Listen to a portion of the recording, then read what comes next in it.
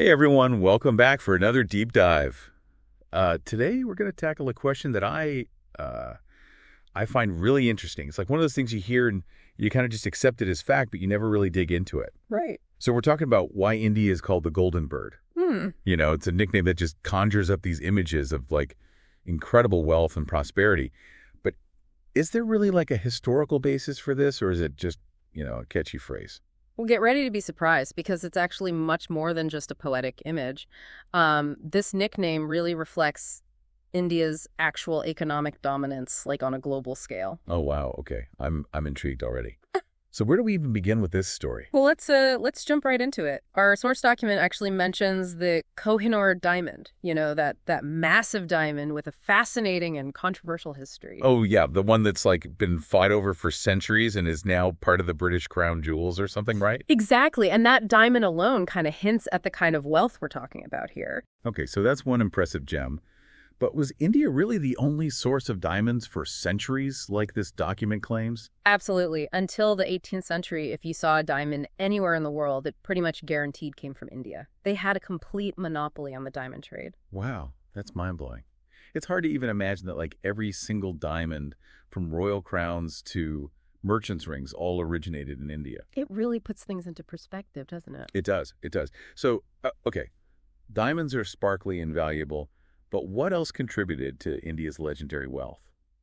The document keeps talking about like India laying golden eggs, and it breaks down this historical wealth into like three main pillars. Let's start with the first one, natural resources. What did India have going for it in that department? Well, just picture this, a land just brimming with gold mines, fertile plains that produced an abundance of crops and spices that were so precious they were literally worth more than gold itself. Like more valuable than Yeah. gold. I mean, come on, pepper being more valuable than actual gold. It's just crazy. That was the reality in India for centuries. Spices like pepper, cinnamon, cloves. These were incredibly sought-after commodities in the ancient world, and India was the primary source. Okay, now I'm starting to see why they called it the Golden Bird. That's just insane. Yeah. The document also mentions that India accounted for like 25% of the world's entire GDP before British rule. I mean, is that even possible? It's true. And that brings us to the second pillar of India's wealth trade dominance. They were strategically located right at the crossroads of all the major trade routes. Think the Silk Road, the spice route. They were exporting everything, silk, cotton, spices, gems, to eager markets across Asia, Middle East, and even Europe. So they weren't just sitting on a pile of gold. They were actively leveraging their resources and location to create this like massive trade network. Exactly. And they're incredibly savvy traders, too. They had the world's first coin-based economy, so they were already way ahead of the curve in terms of finance and commerce. Wow, it sounds like they had all the ingredients for success. I mean, abundant resources, prime location, and a knack for trade. What about the third pillar the document mentions, knowledge and innovation? Did India make any significant contributions on that front? Oh, absolutely. They were a cradle of civilization with ancient universities like Takshashila and Nalanda, which attracted scholars from all over the world. So these were like the Harvard and Oxford of the ancient world. Exactly. These were intellectual powerhouses that produced groundbreaking advancements in mathematics, astronomy, medicine, you name it. They gave us concepts like zero the decimal system and surgical techniques that were centuries ahead of their time. So it wasn't just about material wealth. They were also intellectual giants. It's like they had it all. That's a great way to put it. They really did. Okay, so we've got this picture of ancient India as like this super wealthy, innovative, and influential civilization. But let's put some faces and names to this story. The document mentions some key empires that really shaped India's destiny. Where do we even begin? Let's start with the Maurya and Gupta empires. These were dynasties that represent what many consider like the peak of India's prosperity. Okay, the Maurya and Gupta empires. Yeah. Got it. So tell me more about them. Like what made them so successful? Well, the Maurya Empire under Chandragupta Maurya was vast and powerful, and it had incredibly sophisticated economic policies thanks to this guy Chanakya and his Arthashastra, which was basically like an ancient handbook on statecraft and economics. Oh, wow. Like an ancient economics textbook. Yeah. That's fascinating. And then you have the Gupta Empire, which is often called the Golden Age of India, a time of peace, incredible artistic and scientific achievements, and of course continued economic prosperity. It sounds like a golden age in the truest sense of the word. But hold on. The document jumps to this Chola dynasty after the Guptas. Weren't they all about maritime power? What's the connection there? Ah, yes, the Cholas. They were a maritime force to be reckoned with. Think of them like the ancient world's naval superpowers. Yeah, naval superpowers, got it. So were they like pirates or explorers or what? Not quite. They were masters of trade, and their navy dominated the sea routes that stretched all the way to Southeast Asia, connecting them to China, Indonesia, and the Middle East. They built this incredible trade network that brought even more wealth and influence to India. Okay, that's impressive. So from land-based empires to naval superpowers, India seems to have dominated in every sphere. But then there's this mention of the Vijayanagara Empire, and that's where things get really interesting.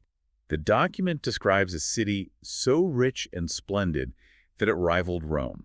Now that's a bold claim. We're talking about the city of Hampi, a major Vijayanagara capital.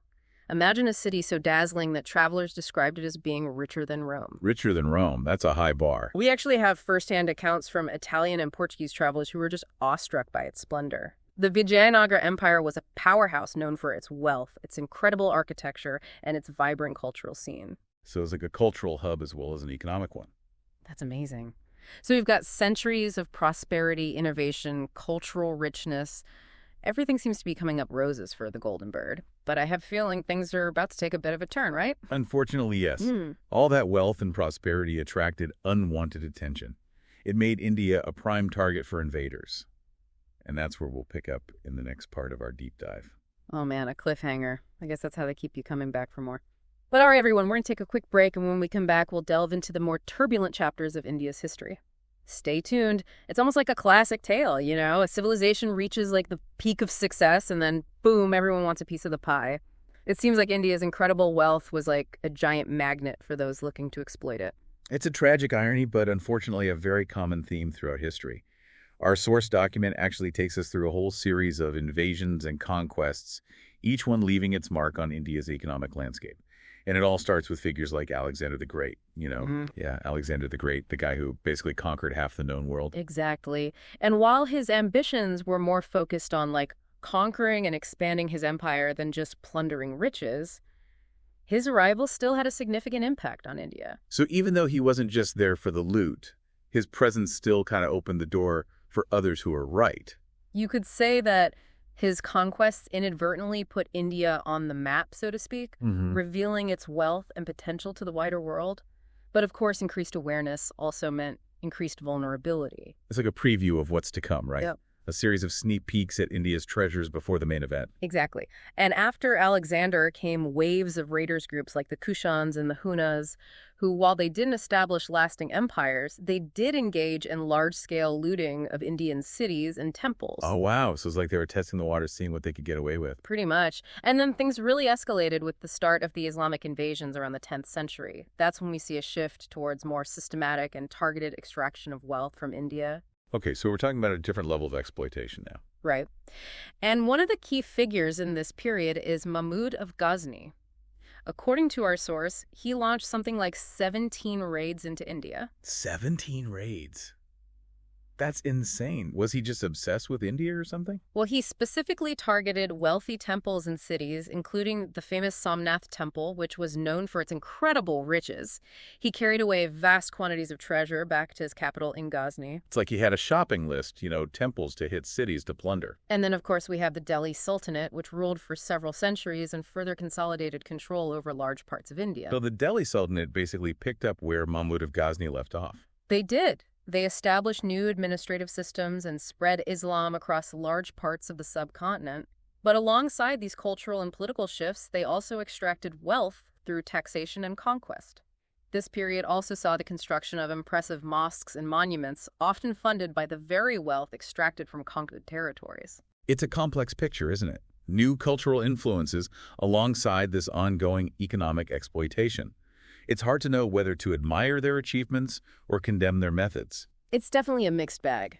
And speaking of mixed bags, we can't talk about India's history without mentioning the Mughal Empire. Ah, yes, the Mughals. Everyone's heard of the Taj Mahal. But I have a feeling there's more to this story than just stunning architecture. You're absolutely right. The Mughals are a fascinating case study because while they're known for their grandeur and their contributions to art and culture, they also represent a turning point in India's economic fortunes. So how did they impact the Golden Bird? Well, on the one hand, they ushered in an era of relative peace and stability, which encouraged trade, and the arts. But under certain emperors, particularly Aurangzeb, excessive taxation and costly military campaigns put a huge strain on the economy. It's like they were trying to have their cake and eat it too, building these grand monuments and waging wars while also trying to keep the economy afloat. Exactly. And our source specifically points to the Taj Mahal and the Red Fort as examples of projects that, while visually stunning, also drain the treasury. Yeah, it makes sense. Maintaining that level of grandeur must have come at a cost. It definitely did. And these grand projects, while testaments to Mughal architectural genius, also highlight the challenges of managing such a vast and diverse empire. But even with these internal challenges, the real blow to India's Golden Bird status came from a different source: British colonialism. Ah, yes, the British Raj. Yeah. The elephant in the room. It's a chapter that's often glossed over or romanticized. But the document we're looking at paints a much darker picture, referring to it as the most devastating period of exploitation in India's history. It wasn't just about conquering land, it was about systematic economic drain. Sadly, that's the truth. The British colonization of India, spanning nearly 2 centuries, represents a calculated and ruthless drain of wealth on a scale unlike anything seen before. And it wasn't random looting, it was a deliberate policy designed to enrich Britain at India's expense. It's almost hard to believe that one nation could so systematically exploit another for so long. It's a dark chapter in human history, and the document mentions this economic drain theory, developed by Dadabhai Naoroji, one of the first Indian intellectuals to really analyze the impact of British rule on India's economy. So what exactly was this economic drain theory all about? Imagine this. You're forced to send your country's resources, raw materials, textiles, even the food you grow to another country at ridiculously low prices. And what do you get in return? Overpriced manufactured goods that you're forced to buy. That's essentially what Naoroji exposed. He called it a system of unrequited exports. Basically, India was giving away its wealth without fair compensation. So it's like a national case of being robbed in broad daylight. Precisely. Yeah. And the document highlights the plunder of Bengal after the Battle of Plassey in 1757 as a particularly shocking example. Was Bengal really that wealthy at the time? Oh, absolutely. Bengal was one of the wealthiest regions in India. It was known for its fertile land, its thriving textile industry, and its strategic location for trade. After their victory at Plassey, the British East India Company gained control of Bengal, and what followed was a period of intense and systematic plunder. Vast sums of money and resources were siphoned off to Britain. So the British basically hit the jackpot with Bengal. You could say that some historians estimate that the wealth extracted from Bengal in the years after Plassey was enough to reshape the British economy and fuel its industrial revolution. It's mind-boggling to think about the scale of this economic vampirism, as you put it earlier. One nation's prosperity built on the exploitation of another. It's a stark reminder of the dark side of colonialism, and the impact of British rule on India's economy was devastating. By the time India gained independence in 1947, its share of the global economy had plummeted to less than 4%. The Golden Bird had been stripped bare. It's heartbreaking to think about all that was lost. But despite these setbacks, India's story doesn't end there, does it? The document hints at a remarkable comeback, a resurgence of the Golden Bird. You're right, India's journey since independence is a testament to its resilience and its ability to adapt and innovate. It's a phoenix rising from the ashes, a story of reclaiming its place on the world stage. And that's a story we'll dive into right after this. We've journeyed through centuries of India's history, from those dazzling heights of prosperity to the depths of colonial exploitation. It's a story that really could have ended tragically, with the Golden Bird, permanently grounded. But as our source document reveals, India's story is one of remarkable resilience, of rising from the ashes and reclaiming its place on the world stage. It's truly a powerful image and a very apt one. The India we see today, a global economic powerhouse, is a real testament to its enduring spirit and its capacity for reinvention. So where does this incredible comeback story even begin? The document points to the Green Revolution in the 1960s as a pivotal moment. Imagine this: a nation struggling to feed its people, constantly on the brink of famine. The Green Revolution completely changed all of that. It led to a massive increase in food production, transforming India from a food-deficient country to one that was largely self-sufficient. Okay, so how did they pull that off? What were the key ingredients of this Green Revolution? Well, it was a combination of factors. They adopted high-yielding crop varieties, modern irrigation techniques, and started using fertilizers and pesticides. It's a story of science and innovation meeting those basic needs of a nation. It's amazing how something as fundamental as food security can have such a huge ripple effect on a nation's trajectory. But the document doesn't stop there. It highlights the economic liberalization of the early 1990s at another key turning point. Think of it as India throwing open its doors to the world. These policies, they welcomed foreign investment, which led to increased competition and growth across various sectors. It was a bold move that injected a lot of dynamism into the Indian economy. So they went from like a closed, centrally planned economy to a more open, market-driven one. Precisely. And that set the stage for the incredible growth we've witnessed in recent decades. And speaking of growth, we can't forget the Make in India initiative. I feel like I'm constantly hearing about India's tech sector and its manufacturing prowess. Is this initiative really driving that growth? Make in India is all about boosting domestic manufacturing and really positioning India as a global manufacturing hub.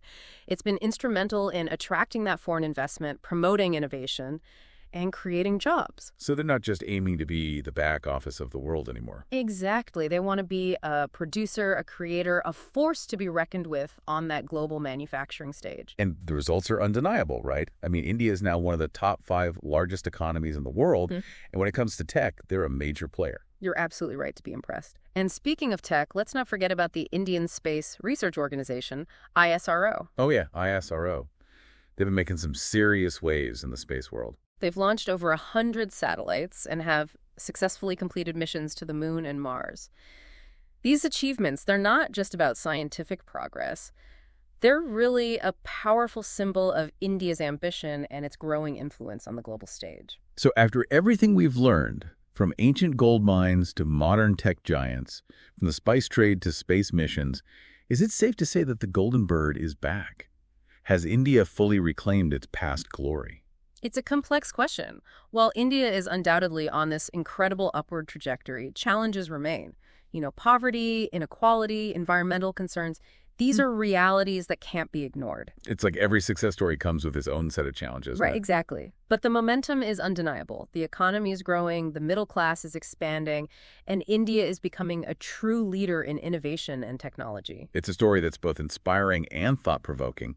The term Golden Bird might have its roots in the past, but it's clear that it's not just a nostalgic label. It represents India's enduring spirit, its capacity for innovation, and its potential to shape the future. You put it perfectly. India's journey is a true testament to resilience. It's a story that offers really valuable lessons about economic power, the impact of colonialism, and that potential for renewal, even after facing those immense challenges. Well, what an incredible deep dive this has been. Thank you so much for guiding us through this fascinating journey. It's clear that India's story is far from over. And to all our listeners out there, we encourage you to, keep digging. Maybe even check out the full source document. Why is India called the goldenbird.pdf? You might be surprised by what you discover. Until next time, keep exploring and keep those questions coming.